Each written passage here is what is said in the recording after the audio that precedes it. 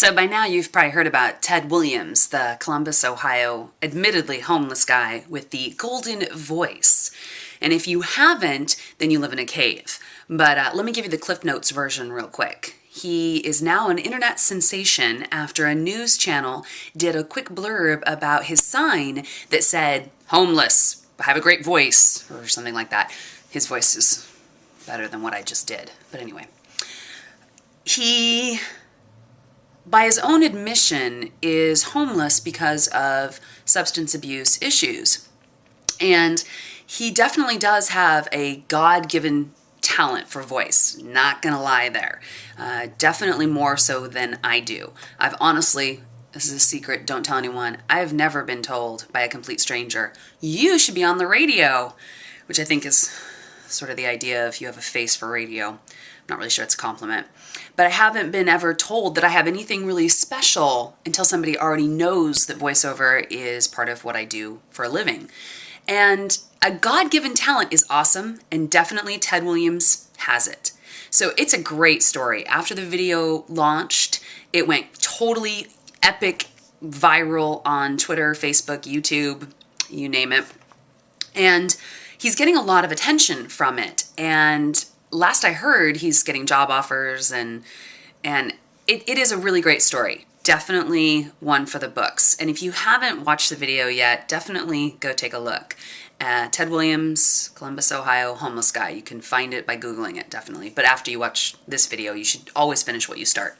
So when all of this happened, I've gotten probably 15 emails, text, phone messages from people that now are asking how to get started in voiceover. Obviously, it doesn't work to go viral for everybody. Holding a sign on the side of the road, "I got a great voice," probably isn't going to work for you like it did for Ted. So let's take away some of the mystery a little bit. And if you follow me on Twitter, I'm Girl Actor on Twitter, I definitely cover a lot of this stuff on a regular basis. But let me just give it to you in a nutshell. Voiceover, it's mysterious. It's hard to break into. A lot of people don't even know it's a job. I say I'm a voiceover artist. Huh? What? I do radio ads. Oh, all right. It's definitely something that not a lot of people in the general public, the civilians, we like to call them, know a lot about. And most voiceover artists want to keep it that way. There will be a few that are sticking their tongue out at me right now saying, "Don't share our secrets."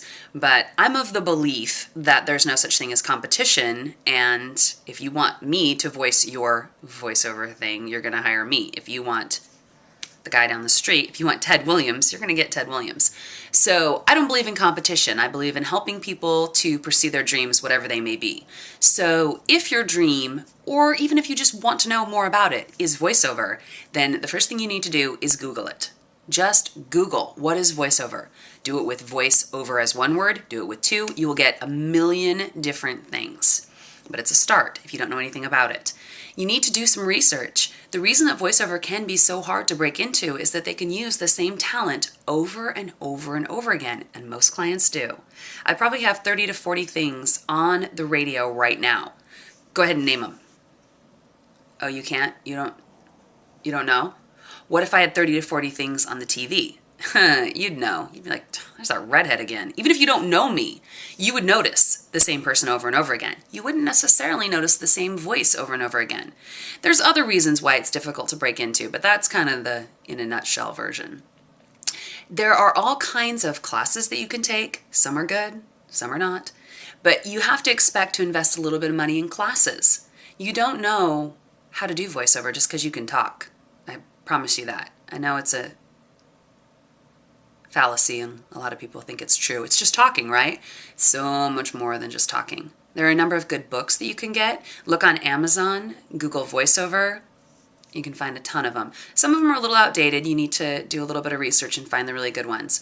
There's all kinds of blogs that you can subscribe to from working voice artists that can tell you that. Look on Twitter and on Facebook as well. In most towns, there's some sort of meetup group where you can practice. The biggest thing is that you have to not expect it to happen overnight, and that you can't expect to not put any money into it. If you were going to start a carpet cleaning business, if that was your dream, you'd know you'd have to invest some money in it. Well, it's the same thing. You have to invest in a home studio.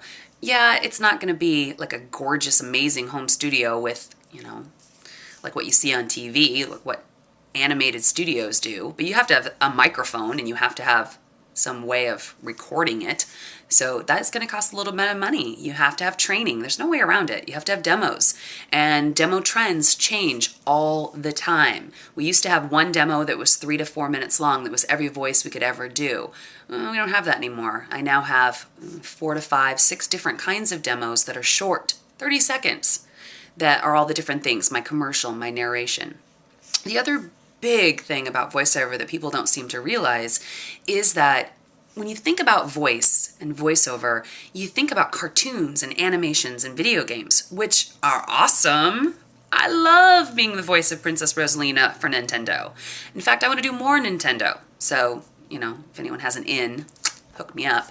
But those are the fun ones, absolutely. Everyone wants to do a cartoon voice. Hello, we all grew up with Mickey Mouse. That's not the bulk of our work. Most working voice talent do a lot of training videos, a lot of things for, like, say, Intel or Nike, which are big here in the Northwest where I'm based out of. We do a lot of training videos. They're very dry, very boring type of stuff. Yeah, I talk for a living. You heard that little mess up right there. They're boring, they pay well, and they're hard to do because you have to take all this dry information and make it sound interesting. Yay! Sometimes what we do is very boring, but most of us wouldn't trade it for anything. Being a voice artist, it's kind of a unique job. It's fun. It can pay the bills. It's also super, super competitive, super hard to break into. So, know what you're getting into and know that it could take some time, some money, some effort, and a whole lot of talking. But you can do it. You can. So I hope this helps. Obviously, there's going to be a lot of questions. It's a lot of information. I just gave you it basically in a nutshell. And best of luck to Ted Williams. I'm going to go stand on the side of the road with a sign that says I talk real good now.